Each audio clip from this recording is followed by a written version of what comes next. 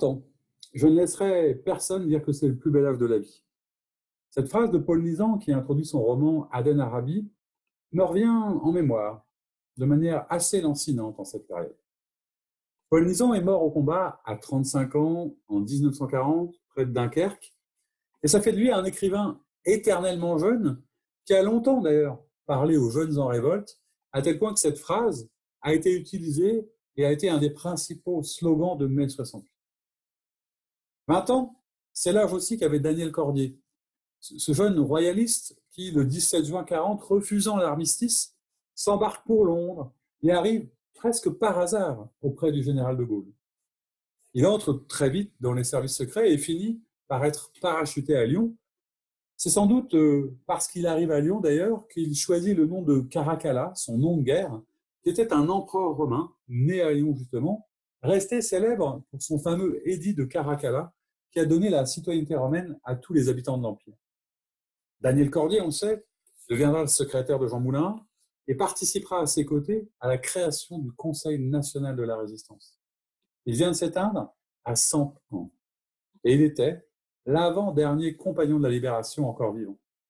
Son départ est évidemment bouleversant, car c'est à la fois une époque qui disparaît, mais aussi la possibilité d'entendre la mémoire de cette époque. Au-delà du respect, évidemment, immense qu'impose ce parcours hors norme, on reste sans voix devant cette vie qui s'est figée par son engagement à 20 ans, justement. Et on s'interroge tous, certainement, sur ce que l'on aurait fait, alors, non pas à sa place, parce que c'est impossible, mais peut-être simplement ce qu'on aurait fait à cette époque, dans ces circonstances. Alors évidemment, nous ne sommes plus en guerre, la vie est différente et parfois plus longue, et heureusement de nos jours, et on n'a peut-être pas autant la possibilité de faire le même nombre de choses à 20 ans. Qu'ai-je fait de mes 20 ans?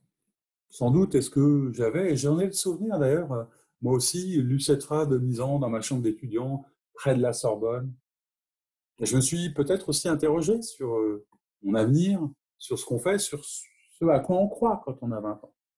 Alors je ne sais pas exactement où j'en étais, si j'étais à ce point-là en révolte.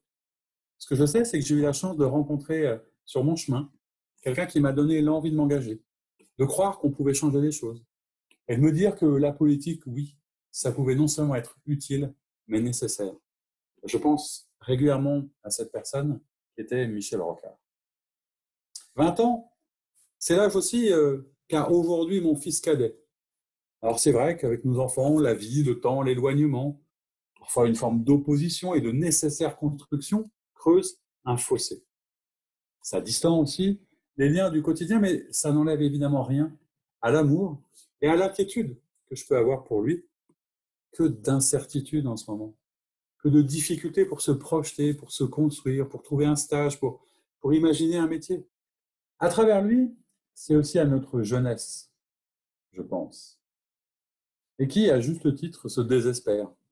Comment leur donner l'envie, l'énergie, comment les rassurer, comment les guider, comment faire en sorte que notre expérience, notre chemin de vie puisse éclairer éventuellement leurs décisions, comment les soulager dans leurs décisions, comment les soulager dans leurs conditions de vie, comment les aider, comment peut-on encore accepter qu'il y ait autant d'étudiants et qui sont de plus en plus nombreux dans les distributions alimentaires des associations.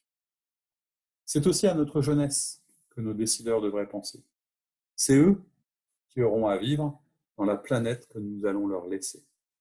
Alors oui, Nizan avait peut-être raison de dire qu'avoir 20 ans en 2020, c'est loin d'être aujourd'hui le plus bel âge du monde.